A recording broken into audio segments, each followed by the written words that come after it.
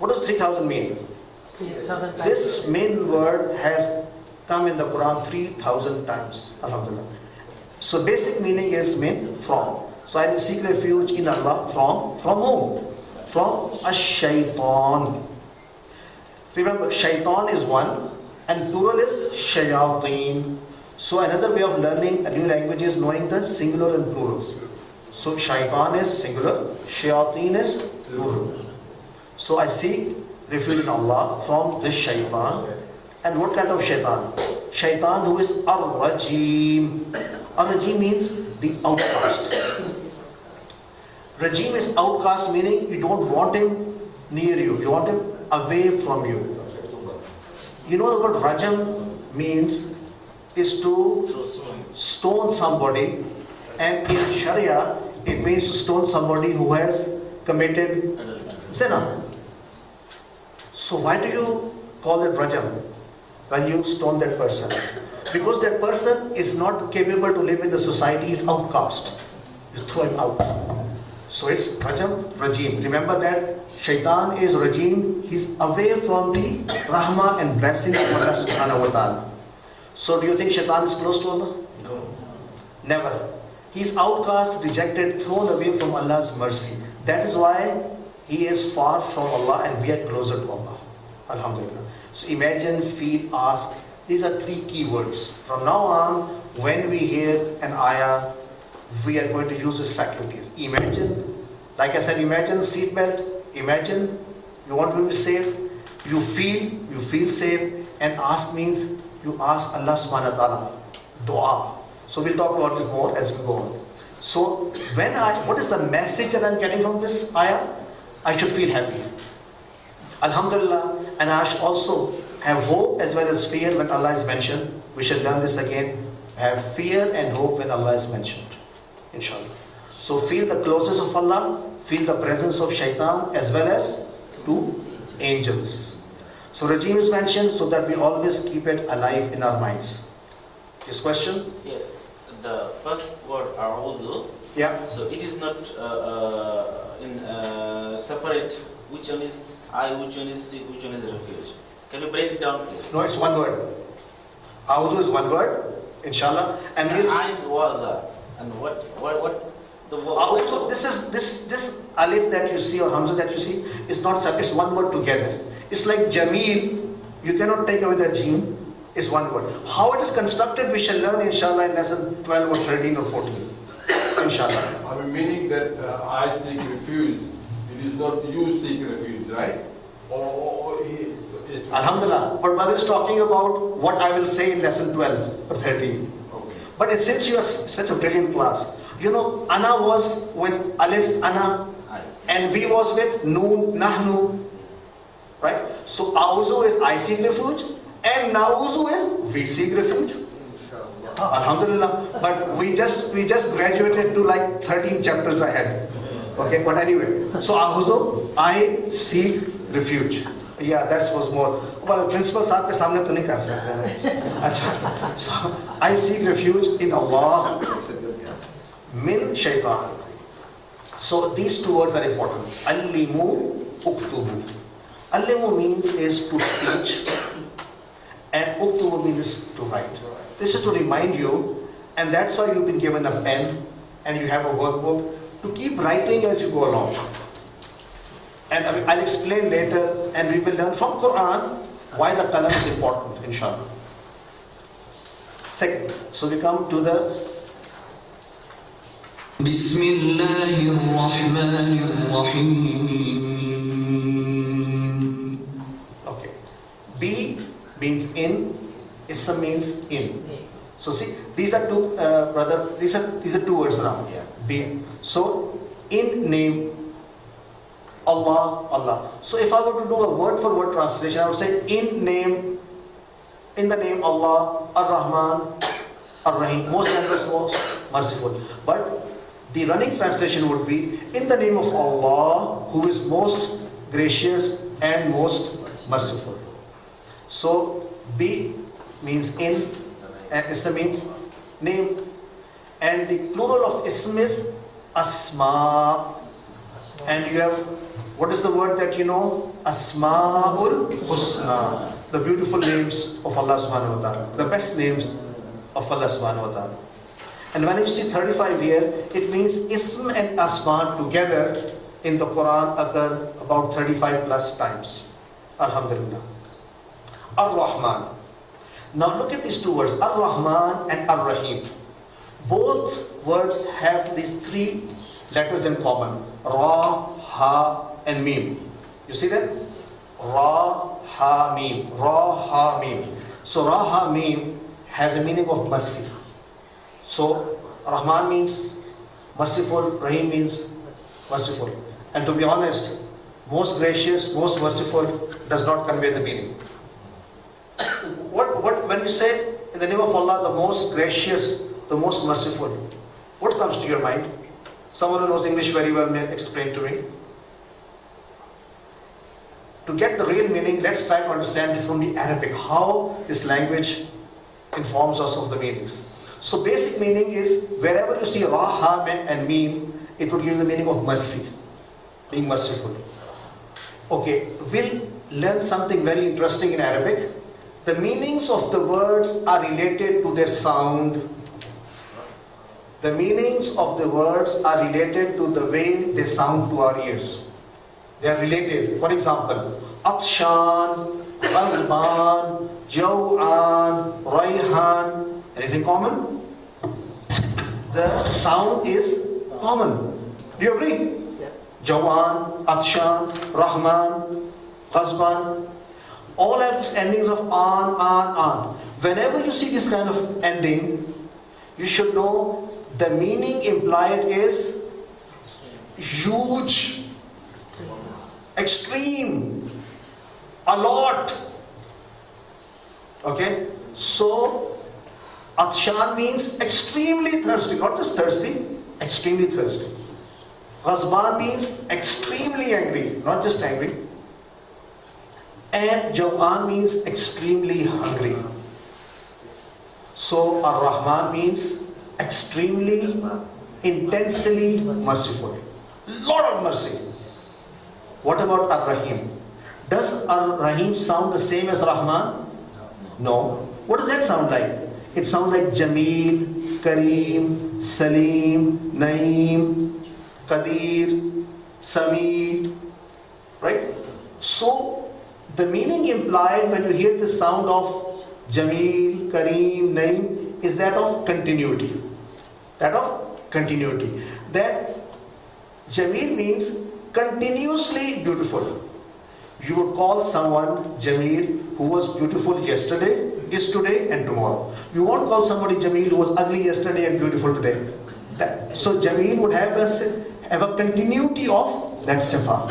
Likewise, Kareem would be good-mannered forever. So when we say Rahim, we are saying continually merciful.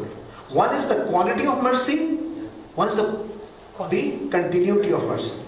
How do I explain that? Let's say you see a lot of rain here, right?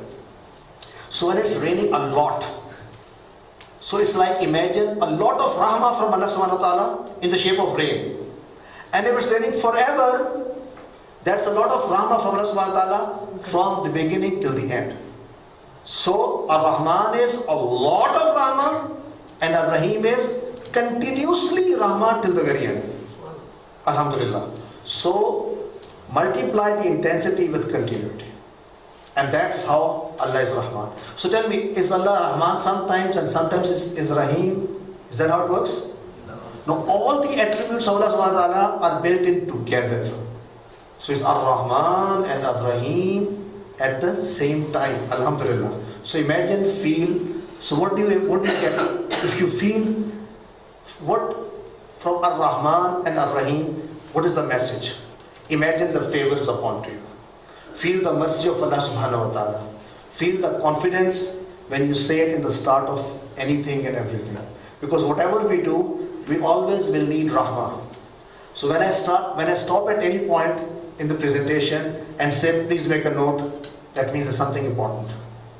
So after this slide, I want to share with you something. Rahmah is something we all need. Rahmah is something that we shall need right up to the day of judgment. Because without Allah's rahmah, we cannot enter Jannah.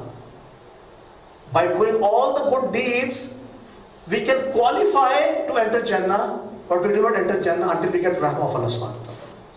So we always need and we should feel in our hearts, Allah Ta'ala is Ar-Rahman, Ar-Rahim, and with His mercy, we shall inshallah go to Jannah. And that also makes us ajiz. And we learn about that subject inshallah as we go along. So, Allimu wa uktubu, remember this.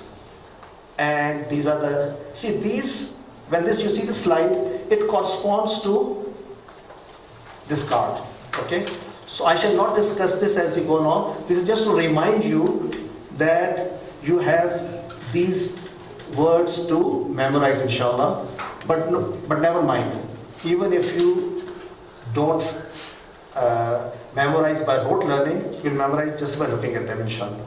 So the third ayah today, Alhamdulillahi Rabbil Alameen. Alhamd.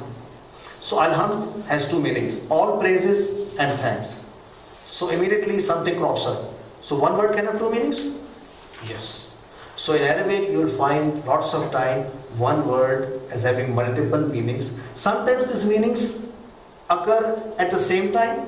That means that person has the property or that zat of being all praise and all thanks, and sometimes it could have multiple separate meanings used separately. So Alhamd means all praises and all thanks. What is the understanding of Alhamd? Remember that it is all kinds of praises and thanks for Allah, and we shall learn this further in the. This is not complete right now. Just to remind you, we'll learn this later as well as to what this means. So all praises and thanks to Allah. Just think on your own why. Why all praises and why all thanks to Allah subhanahu wa ta'ala? And we shall talk about it maybe this afternoon or tomorrow. So Alhamdulillah, all praises and thanks. Lillahi is again two words, Li and Allah. So Li means for. Now remember, we're learning small bits. B means in, Li means for, Min means from. Okay. Alhamdulillah, Rabbil Alameen. So all praises and thanks to Allah. And who is Allah? Allah is Rabbil Alameen. The word Rabb is very important for us. Do you see the translation of Rabb here is written as Rabb and not as the Lord or God? Why? Because you can't translate into any of those words. So what is Rabb? Let's figure out it. First of all, understand that He takes care of us and helps us grow from every cell onwards. Secondly, the meaning of Rabb. This is an important slide. There are some words in our deen which we need to understand right from the roots. Rabb is one of them. Rabb is the sifa of Allah subhanahu wa ta'ala, the attribute, wherein whatever He gives as Khaliq, as the creator, to His makhluk, is His shan of rububiyyah. That's His Rabb. What does He give His makhluk? He is the master, He is the owner, He has complete authority. He fulfills all our needs, He grants our wishes, our offspring, family. He is the cherisher, the giver of health, wealth, life, death, the one who rescues us during difficult times, the one who created and originated the universe for us. Everything for us, He's Rabb. So one who is everything, gives us everything, what should we do for Him? Praise Him, give Him thanks. So this is the definition of Rabb. So did the Quraysh or Kuffar believe in all this? Actually they did. They did. But where did they go wrong? After believing this, instead of giving thanks to Allah subhanahu wa ta'ala, they gave it to their idols. Instead of having tawakkul in Allah subhanahu wa ta'ala, they have tawakkul on something else. So this is one part of the equation, means Rabb. The second part of the equation is Ilah.